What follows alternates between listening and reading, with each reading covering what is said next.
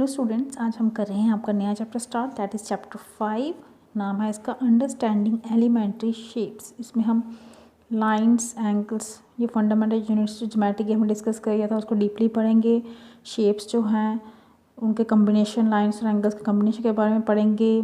जैसे ट्रायंगल आपका close figure होता है, 3 लाइन सेगमेंट से बड़ा है, इसके बारे में हम ब्रीफली करेंगे यहाँ पर। ठीक है, तो करते हैं स्टार्ट। फर्स्ट एक्सरसाइज आपकी है जंप स्टार्ट। ठीक है, आपको बताना है, क्लासीफाई करना है कि जो आपको फिगर्स दी गई हैं इनमें आपको बताना है कि एक्यूट एंगल कौन सा है, ऑब्ट्यूज एंगल कौन सा है और राइट एंगल कौन सा है।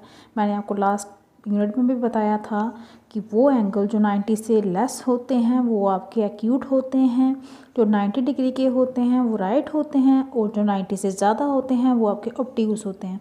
तो यहाँ से आप सिंपली आपको दिखाई दे रहा है जो इस साइड पे आता है वो 90 से लेस हो गया, तो ये यहाँ पर एक्यूट है। ये भी आपका कौन सा एंगल है, एक्यूट एंगल है, क्योंकि ये 90 से लेस है। ये आपका कौन सा आएगा, ये 90 से ज़्यादा है, बाहर की साइड से आ रहा है, तो ये आपका ऑब्ट्यूज होगा। ये भी आपका 90 से लेस है, थोड़ा सा लेस, देखिए इस साइड मुड़ा हुआ, स्ट्रेट लाइन नहीं है, तो ये भी आपका एक्यूट होगा। ये देखिए कितना ज़्यादा 90 से बाहर जा रहा है, ये आपका ऑब्ट्यूज एंगल होगा। और ये बिल्कुल स्ट्रेट लाइन है, और यहाँ पे इस तरह से बॉक्स बनता है, हमेशा याद रखिए वो राइट एंगल होता है, बिल्कुल स्ट्रेट लाइन से। ठीक है, ये 90 डिग्री एंगल होता है। अब नेक्स्ट क्वेश्चन में आपको पूछा है यहाँ पे draw square, rectangle, parallelogram, trapezium, rhombus in the grid given below. आपको ये बॉक्स से बना के ऑलरेडी दिए हुए हैं, आपको यहाँ पे ये फिगर्स ड्रा करनी है। यहाँ पे ड्रा करना ज़रूरी नहीं है, कंपलसरी नहीं है, इसलिए मैंने नोटबुक पे आपको अलग से ड्रा करके बताए हैं। आपको जस्ट इन फिगर्स को अंडरस्टैंड करना है कि ये कैसे होती हैं, इसलिए आपको वहाँ ड्रा करने की ज़रूरत नहीं है, आप अलग से कीजिए। जैसे देखिए स्क्वायर क्या होता है, जिसकी सारी साइड्स इक्वल होती हैं, B B C C D A D सब क्या होंगी, equal, this is a square.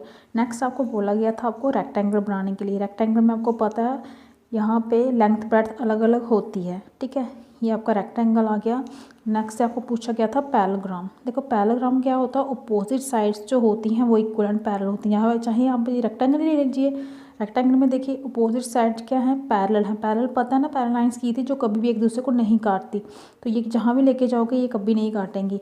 ये लाइन से कि यहाँ पे ये भी नहीं काटेगी, तो रेक्टेंगल भी आपका सेम किसके जैसा होगा, पैरेललोग्राम की तरह। आप इसकी तरह सेम फिगर यहाँ पे भी ड्रा कर सकते हो। ठीक है, वैसे मैंने ये थोड़ा सा टेढ़ा सा करके किया है, लेकिन ये भी लाइंस कहीं भी जाके ऐसे ऐसे जाएंगी लेकिन काटेंगे नहीं, एक दूसरे को टच नहीं करेंगी। नेक्स्ट आपका रोम्बस। रोम्बस जो होता है वो काइट शेप फिगर होता है, और रोम्बस में भी स्क्वायर की तरह ही कंसेक्यूटिव साइड्स इक्वल होती हैं। A B equal to B C होगा, A D equal to D C होगा। ठीक है, वो था ट्रेपीजियम। देखिए ट्रेपीजियम में क्या होता है, एक पेयर जो होता है अपोजिट साइड्स का वो पैरेलल और इक्वल पैरेलल होता है। ठीक है, लेकिन एक पेयर जो होता है वो पैरेलल नहीं होता। ये देखिए ये लाइंस जो हैं ये पैरेलल हैं, क्योंकि ये यहाँ भी जाएगी काटेंगी नहीं, लेकिन ये लाइन ऐसे ऐसे जाते जाते आपस में मीट करेंगी किसी पॉइंट पे। ठीक है, तो याद रखना ट्रेपीजियम में 1 पेयर इज होता है पैरेलल साइड्स का, और 1 पेयर होता है आपका नॉन पैरेलल साइड्स का।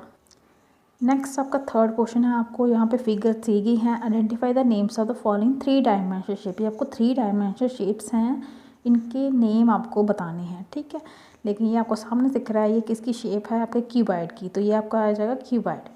ये तो अंदर सर्कल है। ठीक है, लेकिन सर्कल जो 3D नेम में नहीं आती, 3 डायमेंशन नहीं होती, तो जब इसके सर्कल का जो बड़ा पार्ट होता है इसको आप बोलते हो स्फेयर। ठीक है, जैसे बाल आपकी जो फुटबॉल ले लो, बॉल ले लो खेलने वाली, वो सब क्या होते हैं, स्फेयर होते हैं। ये तो आपको पता है, ये कोन हमने लास्ट यूनिट में भी डिस्कस किया था, दिस इज ए कोन। अब ये आपको पिरामिड जैसा लग रहा है। ठीक है, लेकिन पिरामिड भी बहुत टाइप के होते हैं, आपने यहाँ पे ध्यान रखना है। ये कौन सा है, ये नीचे क्या बना है, स्क्वायर। ठीक है, तो ये स्क्वायर बना है, तो ऊपर स्क्वायर के ऊपर पिरामिड बना है, तो इसलिए आप इसका नाम लिखेंगे स्क्वायर पिरामिड। ठीक है, यहाँ पे आपका डाउट क्लियर कर दूँ, ये नीचे स्क्वायर बना था, स्क्वायर के ऊपर पिरामिड बना था, इसलिए स्क्वायर पिरामिड। और ये तो आपको पता है, दिस इज़ योर सिलेंडर।